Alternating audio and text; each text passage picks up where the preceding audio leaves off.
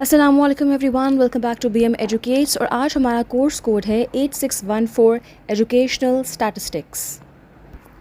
पहले हम पढ़ते हैं इंट्रोडक्शन टू स्टैटिस्टिक्स कि स्टैटिस्टिक्स होता क्या है या किसे कहते हैं। स्टैटिस्टिक्स बेसिकली निकला है वर्ड स्टेटस से। स्टेटस आपका बेसिकली होता है कोई सिंबल या कोई फिगर जिससे आप रिलेट कर सकें, ठीक है। और इसमें होता क्या है, इसमें फैक्ट्स होता है, फिगर्स होता है जिनके साथ आप डील करते हैं। मतलब प्रैक्टिकली कुछ फैक्ट्स होते हैं, कुछ फिगर्स होते हैं जिनकी बेसिस पे आप अपने आउटकम्स या रिजल्ट्स निकालते हैं। अच्छा जी, उसके बाद अगर हम आते हैं फंक्शंस ऑफ स्टैटिस्टिक्स, पहला है कि आप जो डाटा है उसको आप डेफिनेट फॉर्म में प्रेजेंट करते हैं। मतलब एक सिंपल फॉर्म में, आसान फॉर्म में प्रेजेंट कर सकते हैं, ठीक है। बहुत जो कोई कॉम्प्लेक्स डाटा होता है उसको आप मैनेजेबल बना सकते हैं। मतलब बहुत जब डाटा होता है तो उसको मैनेज करना बड़ा मुश्किल हो जाता है, ठीक है। तो उसको मैनेज करना ये एक फंक्शन होता है स्टैट्स का। डिफरेंट टेक्निक्स यूज़ करके उसमें कंपैरिजन्स करना, ठीक है। एक्सपेरिमेंट्स करना, एक्सपीरियंस करना कि हर इंडिविजुअल का क्या क्या एक्सपोजर या क्या क्या उसके एक्सपेरिमेंट्स हैं, वो चीज़ एक्सपीरियंस करना।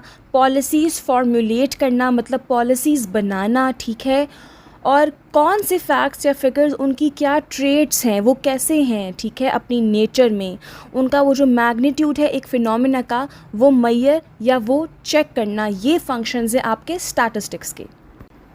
और अगर हम बात करें कैरेक्टरिस्टिक्स ऑफ स्टैटिस्टिक्स के कैरेक्टरिस्टिक्स क्या हैं या वो कैसे होते हैं, तो वो फैक्ट्स बेस्ड होते हैं। मतलब उसमें फैक्ट्स होते हैं, दैट मीन्स ऑथेंटिक होता है, ठीक है। न्यूमेरिकल या आपका जो दो है नॉन न्यूमेरिकल फॉर्म, मतलब नंबर्स और नॉन नंबर्स वाली फॉर्म में हम डाटा को एक्सप्रेस करते हैं। उसके अकॉर्डिंग, स्टैट्स के अकॉर्डिंग हम अपना डिसीजन भी लेते हैं, ठीक है। वो एक्यूरेट होता है सिस्टमैटिक वे में या एक सिस्टमैटिक प्रोसेस के थ्रू जो है वो हम इस चीज़ को आगे कंटिन्यू करते हैं। दैट मीन्स कि सिस्टमैटिक मैनर है इसका। प्री डिटर्मिन्ड पर्पस होता है, दैट मीन्स कि हम पहले से ही एक गोल सेट कर लेते हैं, ठीक है। और उसके अकॉर्डिंग, उस गोल के अकॉर्डिंग हम फिर आगे चलते हैं। लास्ट है जी कैरेक्टरिस्टिक के statistics are capable of being placed in relation to each other. वही बात कि कंपैरिजन्स हम ड्रॉ कर सकते हैं कि अगर दो चीज़ें हमारे पास हैं तो आपस में कंट्रास्ट या कंपैरिजन करना हो तो वो भी स्टैटिस्टिक्स का एक कैरेक्टरिस्टिक है। अगर हम बात करते हैं लिमिटेशंस की, लिमिटेशंस ऑफ स्टैटिस्टिक्स मींस के जो स्ट्रगल्स या जो चैलेंजेस हमें इस पे फेस करने पड़ते हैं वो कौन से हैं कि स्टैट्स हमें नॉर्मली हम नंबर्स के साथ हम बात करते हैं, न्यूमेरिकल फॉर्म में होता है वो, ठीक है। दूसरा ये है कि इसमें डिफरेंट टेक्निक्स तो यूज़ होती हैं, लेकिन देखिए हम स्टैट्स में हर इंडिविजुअल को नहीं उठा सकते, हमें एक ग्रुप लेना होता है या कुछ लोग लेने होते हैं जिनकी बेसिस पे एक्सपेरिमेंट्स करके उनके ऊपर हम एक जनरल अपना डिसीजन बनाते हैं, ठीक है। और जो भी हमारा डिसीजन होता है वो कभी 100% फिक्स्ड नहीं होता, उसमें एस्टिमेशन चलती है, उसमें अप्रॉक्सीमेशंस चलती हैं, उसमें अजम्पशंस चलती हैं। उसके अलावा वो फॉल्स भी हो सकता है, जो भी रिज़ल्ट है या जो आपको आउटपुट है वो हमेशा सही भी नहीं हो सकता। तो ये कुछ लिमिटेशंस हैं आपकी स्टैटिस्टिक्स में। अच्छा जी, उसके बाद हम बात करते हैं वेरिएबल्स पे। वेरिएबल बेसिकली वो चीज़ है जो चेंज होती रहती है विद टाइम। कांस्टेंट का ऑपोजिट वेरिएबल है। कांस्टेंट तो एक जगह स्टिक रहते हैं ना, मतलब वो चेंज नहीं होते। वेरिएबल्स चेंज होते रहते हैं, वो स्टैटिक नहीं रह सकते, ठीक है। और टाइप्स कौन कौन सी हैं वेरिएबल्स की? पहला है जी इंडिपेंडेंट वेरिएबल। इंडिपेंडेंट वेरिएबल वो है कि जो आप पर्पसली चीज़ को चेंज करते हैं रिजल्ट्स को देखने के लिए कि अब क्या होता है, ठीक है। एग्जाम्पल दे रही हूँ, मेरे पास दो प्लांट्स हैं, प्लांट ए और प्लांट बी। मैंने प्लांट ए में पानी ज़्यादा डाला पर्पसली और प्लांट बी में पानी कम डाला पर्पसली, ये देखने के लिए कि अगले दिन कौन सा प्लांट ज़्यादा फ्रेश होता है या मुरझा जाता है। तो रिजल्ट्स देखने के लिए मैं पर्पसली चेंज करती हूँ जस्ट टू सी कि व्हाट इज़ हैपनिंग या what will happen the next day. That is your independent variable. Dependent variable वो होता है बेसिकली जो अफेक्ट हुआ होता है ना, उस चेंज जो आपने एक्सपेरिमेंट किया होता है उसके बाद जो चेंज या आउटपुट या जो अफेक्ट आता है वो आपका डिपेंडेंट वेरिएबल है।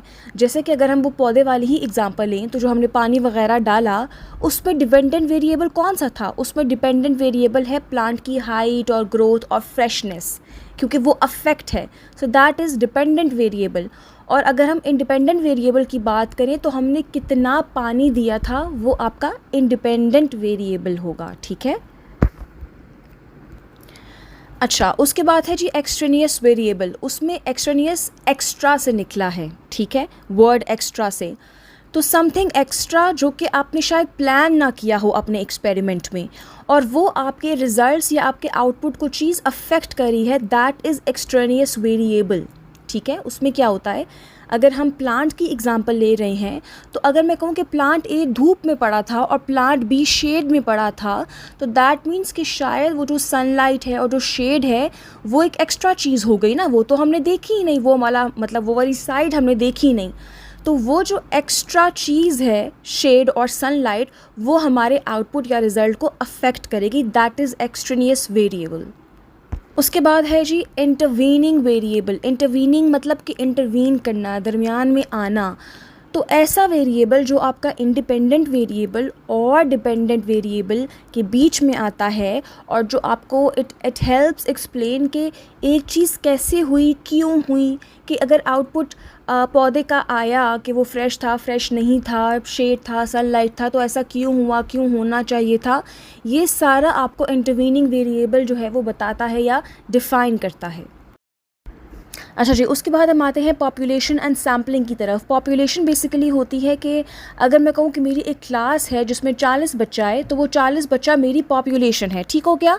उस 40 में से अगर मैं 15 या 20 बच्चों को अलग करती हूँ, जस्ट कि मैंने उन पे एक्सपेरिमेंट्स करने हैं और रिज़ल्ट्स मैंने लेने हैं, तो वो 15 या 20 बच्चा मेरी सैम्पलिंग होगा। तो 40 मतलब जेनेरिक जो आपकी होती है वो पॉपुलेशन है, उसमें से जिनमें आपने एक्सपेरिमेंट्स करने होते हैं, आप छोटा सा ग्रुप लेते हैं उनके बीच में से, पॉपुलेशन के बीच में से, जिसको आप सैम्पल कहते हैं, सैम्पलिंग कहते हैं। सैम्पलिंग दो टाइप की होती है, एक होती है प्रोबेबिलिटी सैम्पलिंग, दूसरा होता है आपका नॉन प्रोबेबिलिटी सैम्पलिंग। अब प्रोबेबिलिटी सैम्पलिंग में आपकी 4 टाइप्स हैं। एक होता है सिंपल रैंडम सैम्पलिंग, जिसमें आप रैंडमली लोगों को या इंडिविजुअल्स को ले लेते हैं, ठीक है। फिर होता है सिस्टमैटिक रैंडम सैम्पलिंग, मतलब जो आप एक प्रोसेस, प्रॉपर सिस्टम या सिस्टमैटिक ऑर्गेनाइज्ड ऑर्डर के साथ चलते हैं। फिर होता है जी स्ट्रैटिफाइड, जिसमें आप ग्रुप्स तो ज़रूर बनाते हैं, लेकिन वो ग्रुप्स किसी ट्रेड्स की बेस्ड पे बनाते हैं। कि अगर मैं कहूँ कि जो बच्चे 6 साल या 7 साल से ऊपर हैं वो एक ग्रुप में आ जाएं, जिन बच्चों की हाइट जो है वो 5 या 5'2" अबव है वो एक साइड पे आ जाएं, ठीक है। सो इस तरह कुछ कैरेक्टरिस्टिक्स की बेस्ड पे हम ग्रुप्स बनाते हैं, वो है स्ट्रैटिफाइड। क्लस्टर सैम्पलिंग जो है वो भी बेसिकली ग्रुप्स की फॉर्म में ही होती है, कि आपने फॉर एग्ज़ाम्पल बच्चों को या पॉपुलेशन को डिवाइड किया है स्कूल्स या डिस्ट्रिक्ट की बेसिस पे, तो वो भी क्लस्टर सैम्पलिंग है। फिर अगर हम बात करें नॉन प्रोबेबिलिटी सैम्पलिंग की, तो उसमें भी 4 टाइप्स हैं। एक होता है कन्वीनियंस सैम्पलिंग, कि आप अपनी कन्वीनियंस, अपनी आसानी देखते हुए जो है वो सैम्पलिंग करते हैं, मतलब अपनी ईजीनेस देख के। फिर होता है पर्पज़िव या जजमेंटल सैम्पलिंग। पर्पज़िव वर्ड जो है वो पर्पज़ से निकला है, कि आपका कोई मकसद होता है सैम्पलिंग के पीछे, कि आप किस मकसद के लिए सैम्पलिंग कर रहे हैं, दैट इज़ योर पर्पज़। और अगर हम जजमेंटल की बात करें तो आप बायस्ड हो जाते हैं, ठीक है, कि आप एक साइड को या एक बंदे को फेवर करना शुरू हो जाते हैं, वो जजमेंटल सैम्पलिंग है। स्नोबॉल सैम्पलिंग में क्या होता है कि कभी कभार कुछ लोकेशंस ऐसी होती हैं जो बड़ी टफ़ होती हैं, आपको ईज़िली एक्सेस नहीं मिल पाता, ठीक है। तो आप क्या करते हैं कि जहाँ पे आपको ईज़ी एक्सेस मिलता है, आप उन्हीं लोगों को उठा के या उन्हीं चीज़ों को उठा के उनके ऊपर ही एक्सपेरिमेंट्स करना शुरू कर देते हैं, दैट इज़ स्नोबॉल सैम्पलिंग। फिर अगर हम बात करें कोटा सैम्पलिंग की, तो कोटा देखें, जैसे अभी हम अगर किसी गवर्नमेंट की जॉब के लिए अप्लाई करते हैं, तो उन्होंने डिफरेंट कोटाज़ रखे होते हैं, कि पंजाब में 40% है, सिंध में 30% है, for mails it's 20%, for females it's 90% या 80%।